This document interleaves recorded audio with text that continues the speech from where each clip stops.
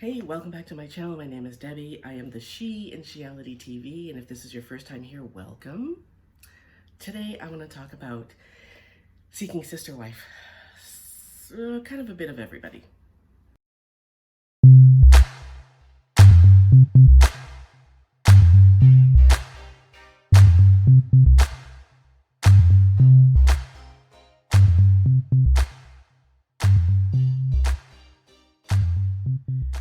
Okay, like I said, if this is your first time here, welcome. And if this is not your first time here, I'm so happy you're back. Today I want to talk about seeking sister wife, and I want to touch a little bit on everybody, but primarily the Merrifields, and let's get them out of the way first. So, Garrick and Roberta and Dannielle are still on their Mexico trip in this latest episode. They're still on the Mexico trip. Remember that their first night there, Roberta was so concerned about Dannielle's feelings that she went and got Dannielle to stay in the same room with her and Garrick the first night. Okay, cool. But when Dannielle left to get ready for their whatever, they were going to go look at wedding venues the next day, Garrick and Roberta were intimate while she was gone. Nobody told Dannielle that. She didn't know because apparently their deal was no sex until after the wedding, right? And they're not married yet. Today they go tequila tasting, and while they're tasting tequila, I'll call him the tequila master. Their tequila master introduces them to a drink called the baby maker, and there's some joking around about how here, give it all to Roberta because whatever, Roberta needs the baby maker, blah blah blah, whatever. And he says Dannielle doesn't need it, give it to Roberta. Dannielle doesn't seem to be taken by this at all. So anyways, they're all having a great time, and I guess Roberta is feeling some kind of closeness to Dannielle. And so she tells Dannielle that she and Garrick had sex that day, that first day when she slept in their room. She tells Dannielle that they had sex that day. And Dannielle is clearly having a problem with it. Clearly. But outwardly she says, oh, that's great. Anywho's, and Garrick is looking at her. He's looking straight into her face, and he can see that she is physically disturbed. He can see it. He says, but that's part of a plural lifestyle, and I shouldn't feel guilty about it.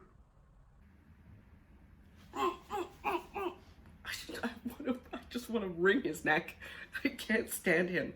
But at the same time, I feel like, girl, if you're having this big a problem with jealousy, a plural marriage is not where you're supposed to be. And if you can't get that, something wrong with you. Like, she feels like she needs to get over the jealousy. Who has this raging kind of issue with jealousy and decides to go into a plural marriage?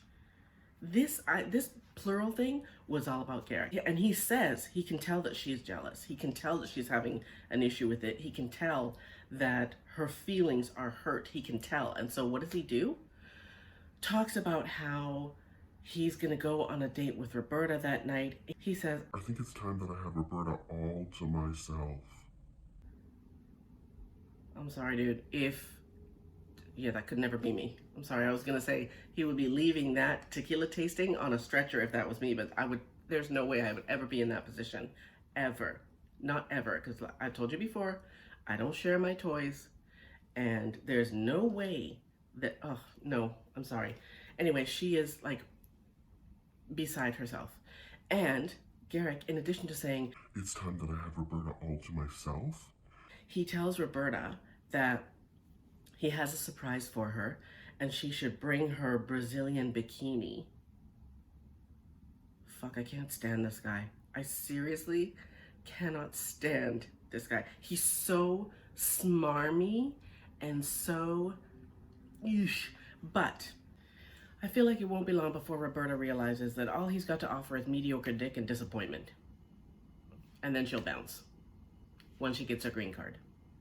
Because Dannielle is going to opt out, or somehow Dannielle's going to end up being out of the picture, and he's going to want a second wife in addition to Roberta.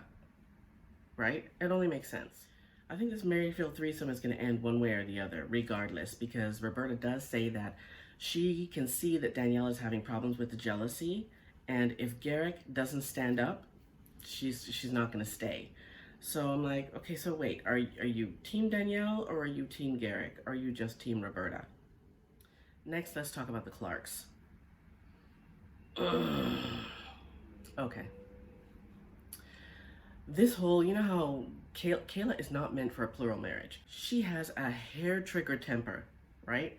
And to some degree, I get it because she went out and got 2 jobs because she didn't want to be sitting at home cooking and cleaning and taking care of the kids while Gerard and Vanessa were out working and making money. It made her feel like less than, which is fair. So she went out and got 2 jobs. Now Gerard has a problem with the 2 jobs, saying that she needs to spend more time with the family, and he doesn't agree with the fact that the 2 jobs keep her away from the family. She's in her 20s, they're in their 40s. So he expects her to give up her entire life to sit around at their house. It's like they hired a maid. It feels like they hired a maid. And the fact that she has this hair trigger temper makes me feel like she and Gerard had something before she came into the family. Does that make sense?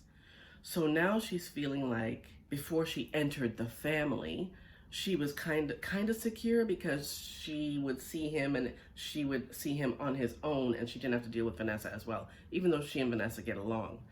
But something about the way she is to him makes me feel like he was cheating on Vanessa with Kayla and then came up with the whole sister wife thing, kind of so he didn't have to keep it a secret anymore.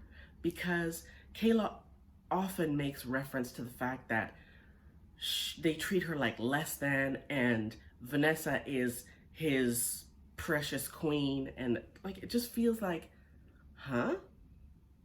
Wait up a second, something ain't right here. Something feels off, totally off. Then Vanessa, in one of the interviews with Vanessa, Gerard's first wife, she says that he brought up the subject of plural marriage to her. When he first brought it up, she was not on board. She did not want anything to do with it. And she goes, but slowly, he kind of convinced me that it would be good for me too. Weak. You're weak. You let this man talk you into letting him sleep with another woman under the guise of plural marriage. Get the fuck out of here. So stupid.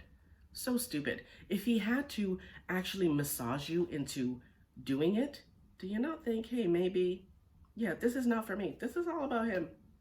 And you got a maid because Kayla supposedly does all the cooking and cleaning. So you got a maid and he got another sex partner.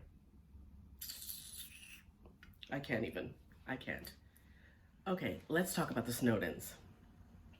So in this episode, Ashley and Taylor go on a date. So they go out to have some bonding time. They're chucking hatchets or something, okay? They've already met with, the Snowdens have already met Crystalline and they like her, the South African sister wife possibility. And now they're meeting Taylor, okay? So Ashley and Taylor are doing their thing, whatever, and they're talking. And Taylor tells Ashley that she and Crystalline, who talk all the time but have never met, have worked out a dick schedule for Dimitry. So they've already talked about who's gonna have sex with him when. And she says that she likes mornings. But it's just weird. And it gives the overall undertone that Ashley is pimping out her husband, because every woman, if you notice, every woman that meets with the Snowdens, they're always very verbal about how hot they think Dimitry is, right? This one is like, oh, she can't wait. She can't wait. She can't wait so much that she doesn't want to leave. Like in the trailer for the next episode, they show her saying that when it's time for her to go home, she doesn't want to go home. She actually wants to stay and start being the sister wife like today. Dimitry's gonna be one tired human being because these girls have it all worked out. And the funniest part is it doesn't sound like they put Ashley on that schedule. I mean, Taylor does say Ashley will get put to bed because Taylor likes it in the morning. And I'm just like, you're talking to his wife. Well, wife. They're not. As I understand it, they're not like legally married, but she's, for all intents and purposes, his wife, right? So yeah, they've got a schedule for Dimitry, and Ashley seems fine with it. Like, you guys already have dibs on my husband's dick. What? Like, this show kind of makes me feel like I fell into the Twilight Zone. It's just so weird. So weird. Ashley, who is the complete opposite of Dannielle, no jealousy whatsoever. No jealousy. They even, in this date, in Ashley and Taylor's date, they talk about, like, Taylor asks, is kissing okay? And Ashley tells her what types of bodily fluids should not be swapped on their first date. Like, it's mind-boggling. Mind-boggling. But yeah, yeah. That's all I've got for Seeking Sister Wife for today. My name is Debbie. This is Sheality TV. I will see you next time. Peace.